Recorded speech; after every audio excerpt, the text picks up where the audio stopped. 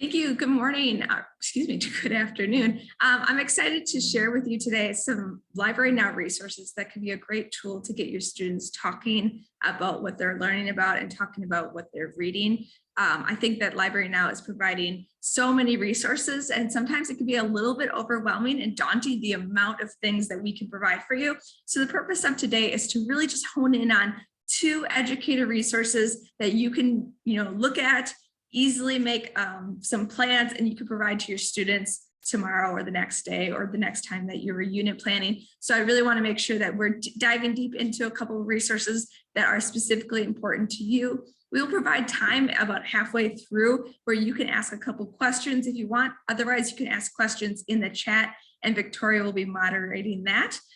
Just a little housekeeping here is because we are providing this resource to our students, we want to maintain confidentiality. So if you have specific questions related to your school, your educator access card, or for your students, please put those questions into the Q&A. That will only be seen with Victoria. And then in the chat, if you have questions for the general community, then please post those there. So what is LibraryNow? So LibraryNow is a comprehensive website for our students and educators where they are able to access all of the Milwaukee Public Library's digital resources through the convenience of their computer, tablet, or phone. These students and educators are kind of given a streamlined opportunity where they don't need to use an actual physical library card. You can create an educator digital library card, and then all of our Milwaukee students have access as well to a student ID card where they, depending on what school or network they're in, they're given those directions by their educator on how they can log in. And so today we're going to talk specifically about Socratic Seminars and literature circles. We're going to be exploring 2 resources. One is called EBSCO, which is a database of databases, which can seem overwhelming, but we're going to streamline it and just talk about the ebooks feature, which is awesome, where you can get free books added to your Google Drive or your computer, and you can put them right onto Classroom. Or they're great resources because we don't want our students to be writing in our physical books, that you can actually print chapters, print pages. I'm going to show you all the cool ways that we can use EBSCO ebooks. And then afterwards, I'm going to talk about Hoopla, which is an incredible resource for books where your students can all, get the same book and do a literature circle together.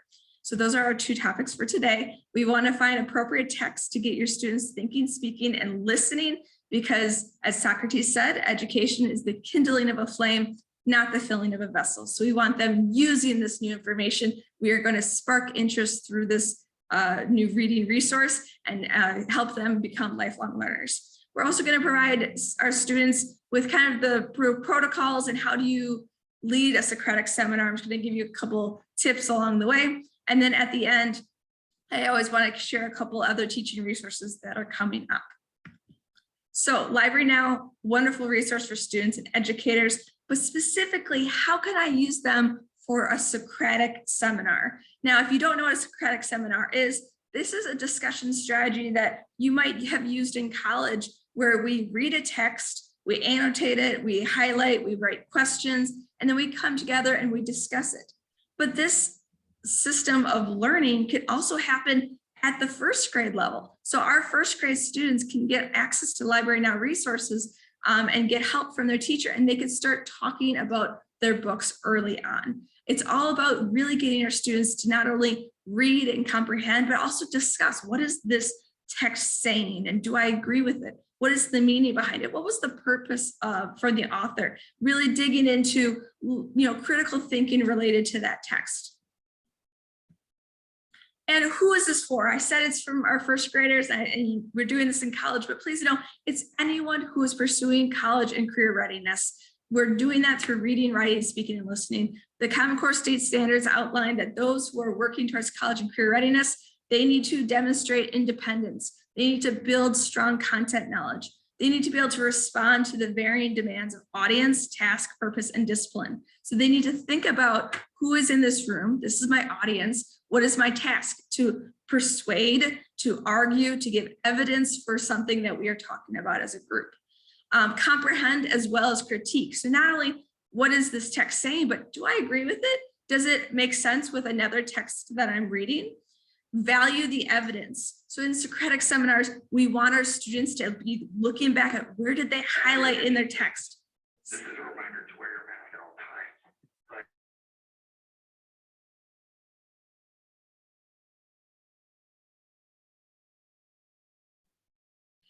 We want them to be able to comprehend as well as critique. We want them to value evidence. We want our students to use technology and digital media strategically. And this is a great way that we can do that with LibraryNow. And we want them to come to understand other perspectives and cultures. And so today I'm also going to specifically share a list of resources that help our students to understand other perspectives and cultures. Really, where can we find those great reading resources?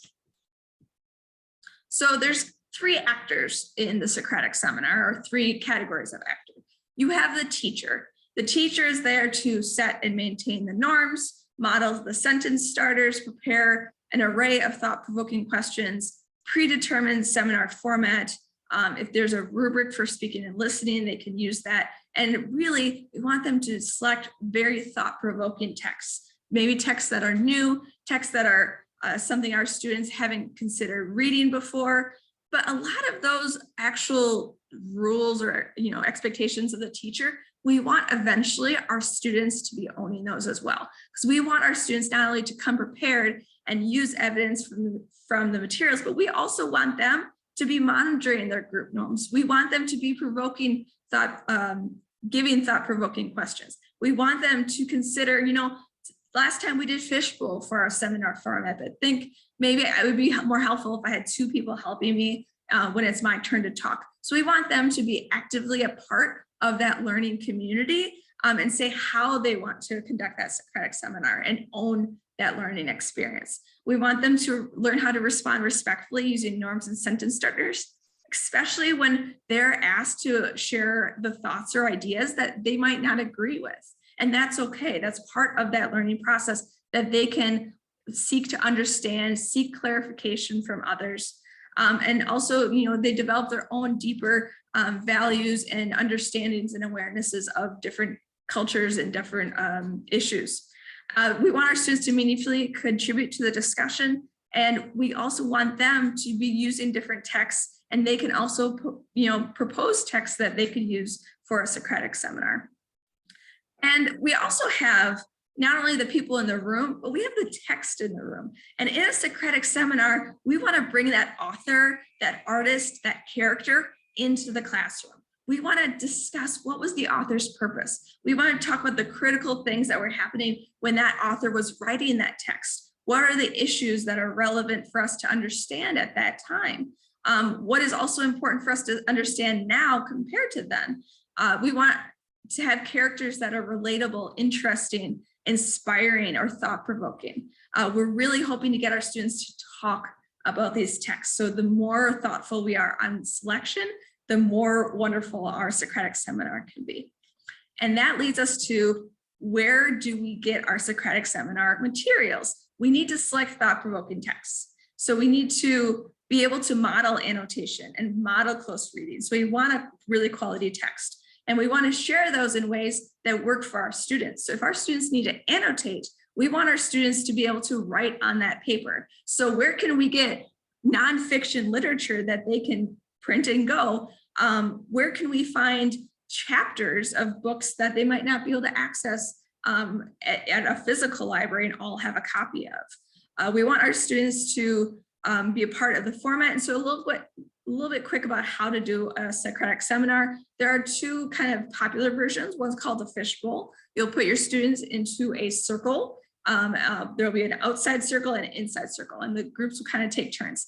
The inside circle, they're the ones that are first talking about the question. They might pose the first question, respond to one another. And then the fishbowl, the ones on the outside, are listening, taking notes, and they are either contributing to one person in front of them, or they're preparing for their turn to be in the inner circle. And they don't want to repeat what was already said. They want to add more to that discussion. Another one I like is the triad, where I think you have like a right-hand man and a left-hand man. And so you have the pilot, the person in the front, and they have two people who are kind of supporting that discussion. So they pass their thoughts, they pass their notes to that person. But there's tons of ways to do Socratic Seminar. I don't really mind how it's done, as long as we're getting our students speaking and thinking and having these open conversations where it's not just raising your hand and taking your turn to talk and it's teacher-led. We want our students responding to one another. So in order to do that, we need our teacher to set some really strong class norms and review sentence starters. So if a student says something like, I don't agree with that, how can we say in a way like, can you please help me understand that? Can you give me, where did you see that in the text? Or in the text, this says blank. For our Socratic Seminar, we want our teacher and students to be able to pose open-ended questions. So they need to be able to come prepared with those questions, with those annotations. And please, if you've never done this before, start small. Have them read one paragraph and discuss it for 5, 10, 15 minutes. And then you can work up to having the students lead it more, having them pose the questions, having them, be monitors of the group norms. And then, we can extend that time, extend the text that's being used. And at the end, we always want them to reflect and evaluate. How did it go for them? What did they learn? What did they take away? And also, if you have any evaluations, there's a ton more information just if you were to Google it, but I would really suggest checking out facinghistory.org. That's where I got a lot of this information and where I've used information about Socratic Seminars when I was in the classroom. I highly suggest checking that out. So we're going to jump now into LibraryNow so I can show you where to find those high quality resources. So as a reminder, LibraryNow is available for all Milwaukee students. It is available for our students when they are, excuse me, one second, I have to. Oops. It's available for our students anytime of the day, 24/7, and all they need to do to get there is to add LibraryNow to their bookmarks, have them get really comfortable going there using their student ID or their PIN. And I just need this to minimize so I can add, sorry, one second.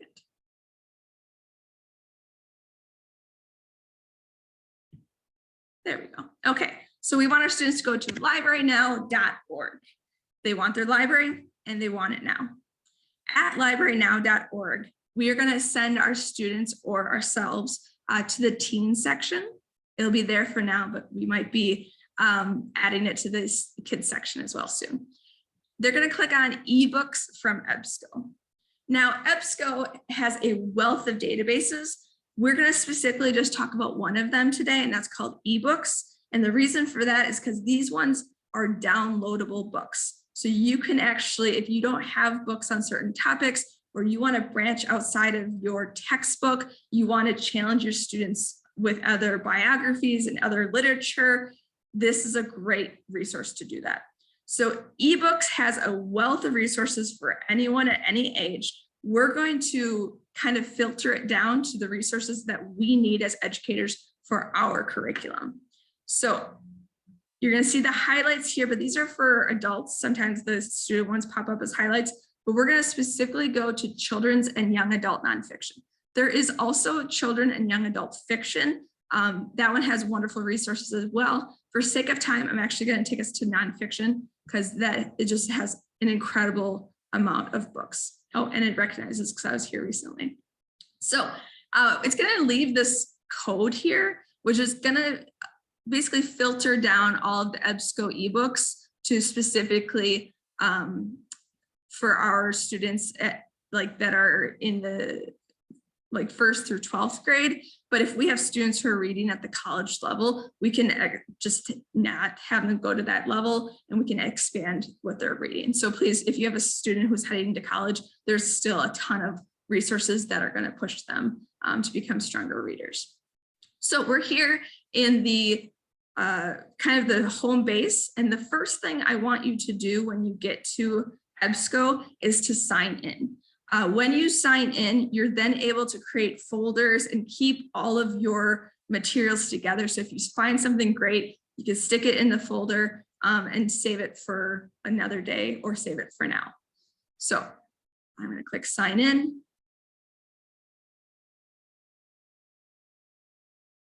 Here you'll use your, if it prompts you to use your LibraryNow login, this is going to be asking you for your educator login and your PIN that you've set up when you set up your digital card.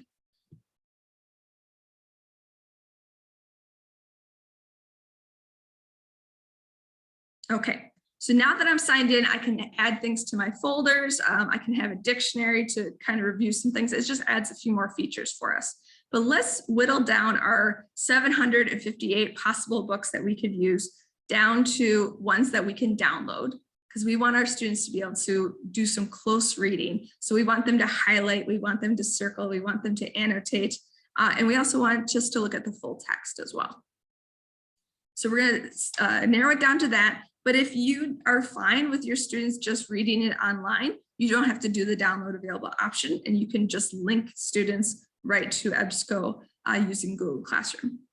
So I want my students to learn about heroes. I'm thinking, I would like them to learn about current heroes that are, in current culture. And so what I want to do is I'm going to add advanced search. And when you click advanced search, it gives you more fields to organize and find what you're looking for. So I'm thinking of a specific hero. I'm thinking of Malala. And so what this is going to do is it's going to take me to a free book that you can add to your library, your digital library today on Malala. And so your students can read the whole book, or you can have them read a part of it. What you're going to do is you're going to click on PDF full text.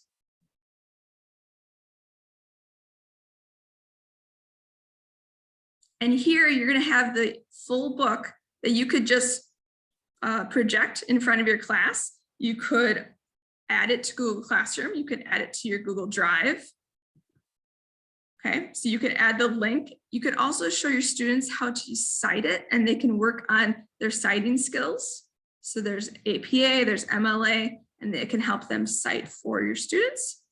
Now, this book has quite a few chapters. It's rather long. It's at a reading ability of, I would say, I think it was a 2nd or 3rd grade reading ability.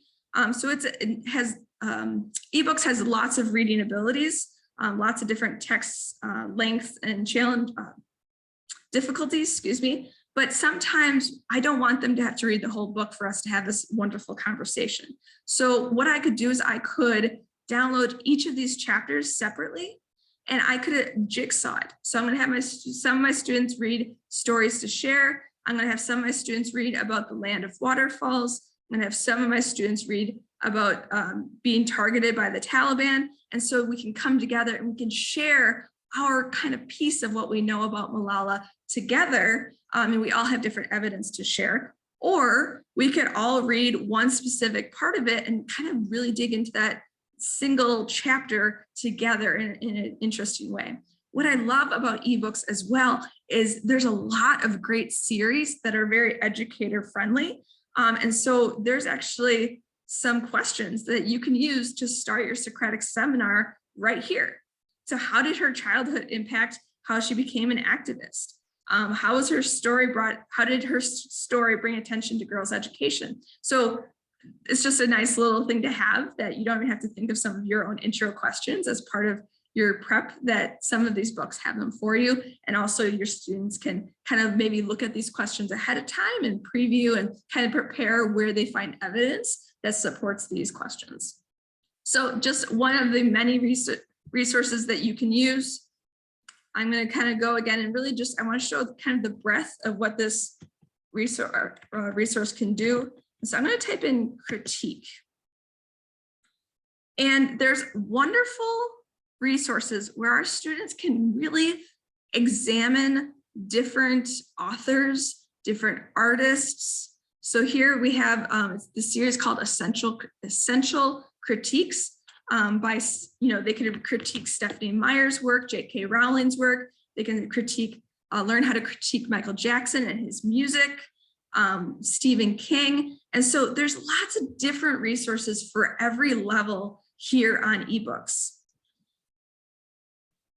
Now, to save you time, because I know that you have a lot going on, I'm not going to ask you to look through those 780 books. So for your micro prep, I'm just going to put a picture up on the screen here. And here are some awesome books, readings, and series that I have already vetted and gone through that can really, I think, get your students talking about text. So for our beginning readers, our first, second grade students, there is a series called Patterns of Fun. There's a series called Measuring Mania. So you could do a Socratic seminar with math. You could have them talking about patterns, talking about measurement. There's also a wonderful alphabet series called P is for Passport. So you can have them talking about geography. You could have them, each get a page from the P is for Passport, and each student has to find all the words that start with that letter, and then they can present it and share it and talk about what they know and what's the theme of each of those pages. On the Playground is a great starter book. It's a read aloud for talking about prejudice. And Inside Your Body is a great, really early reader level where you can talk about health and wellness. And then there's also some great in that section about fiction. Anna and Andrew is a wonderful series. There's a ton of books that are Indian folk tales, and there's lots of classics and poetry as well. So for our elementary students, like our primary readers, I'm not really kind of putting this in grade band, what's best for your students. There is so much for nonfiction. So here is a list. I'm going to pause for a second, take a picture of it. If you complete the survey, I'll also send you this list as a follow-up. But there's just a ton here, a lot. I love the Uncovering the Past using primary sources, really emphasizing to our students that it's important that we're looking at the primary source. Straight to the source is another way to help them understand why that's important. But there's tons about different biographies, important leaders. There's a lot about science. I really find the sections about like the protest movement and citizenship and action. You have students that are really considering what's going on in our social society and what they can do or what's happening and help them understand it. These are great books to use. There's wonderful science books. I really like the Stickman's Guide. I think that's really fun. This Build It Yourself is a wonderful way to help our students understand history by going through and really digging into like the Oregon Trail or the Underground Railroad. And they do activities along the way to really put themselves in that position and really think what it would have been like to be there at that time. So Build It Yourself has wonderful questions that you can use for Socratic Seminar. And then as well, the fiction options are very great as well. For our secondary readers, again, Uncovering the Past using primary sources. There's the essential critiques that I showed you. There's another one called Hidden Heroes. There's 2 landmark Supreme Court cases. So if you have a government class, this will be a great resource for your students, as well as American Values and Freedoms, Race and American Law, and then some great history ones, Essential Events, Essential Lives, Essential Issues, Who's Changing the World. And then keep in mind, there's a lot of wonderful classics here. You can even get some classics that are put into graphic novel form. But that is just EBSCO for ebooks. EBSCO has a ton of other resources that you can use going to LibraryNow, from Novelist to Explora. There's also ones that really drill into like science articles and history articles called Science Reference Center and History Reference Center. EBSCO has a ton available. I see that I have been long-winded so far, so I'm going to skip questions. Please put them in the chat and Victoria will answer them for you, because I have one more awesome resource I want to share really quickly, and that's called Hoopla. So Hoopla is another LibraryNow resource. And I need to hide that phone down. And so we're going to go to librarynow.org, and we want, this could be through kids or teens, we're going to send our students to Hoopla. So maybe you're not doing a Socratic seminar. Maybe you really are trying to get your students to find books of interest to them and to explore books with their peers. So if you have, a genius hour, or if you have a silent reading time, have them find a book that really interests them. We have Overdrive, which is like our digital ebook library. But then we also have Hoopla, which has an unlimited number of books. So if you were to walk into a brick and mortar library, there might be only 3 or 4 copies of a book there, or maybe even 1. But with Hoopla, you can get an entire class set of the same book. You can get You can have your students pick a book in small groups and do literature circles. The cool thing with Hoopla is I joke it's kind of the Netflix for libraries, and that there's new titles coming and going all the time. And so have your students find things that are interesting to them. I personally am not into Minecraft, but I know our students are. So I recently borrowed this Minecraft book, and I'm going to share it with you real quick. So this Minecraft book, it's a graphic novel, but it really, if our students are interested in Minecraft, they can read this book together, come back together and really discuss what was going on. Why was this one student really, or this one friend really feeling left out? How are they trying to compensate? How are they trying to make sure that this person was felt included even though they moved away? So there's ways in which we can get our students talking about literature in many meaningful ways. So I'm just going to give you a preview, and it's a long book. So it is a graphic novel, but really it can bring our students in and get them interested in reading and speaking and listening about what they're reading. When they are at Hoopla, you want them to have the kids feature on, but feel free to turn that off if you are looking for yourself. There's a lot of things in Hoopla that they can browse. They can browse comics, ebooks, and when you're looking for an ebook, you can also drill it down to different languages. So if you have a class, if maybe you teach a bilingual class, have them find books in Spanish. So if you are at the French immersion school, have them find a whole class book that's in French and they can read that together. So have them pick books in different languages and look at those release dates, because it's neat to see that books are always coming in so quickly. So that is, in a nutshell, EBSCO and LibraryNow and what Hoopla can provide. I hope that you're able to find a couple tools to bring some exciting new literature into your curriculum and really to get our students talking about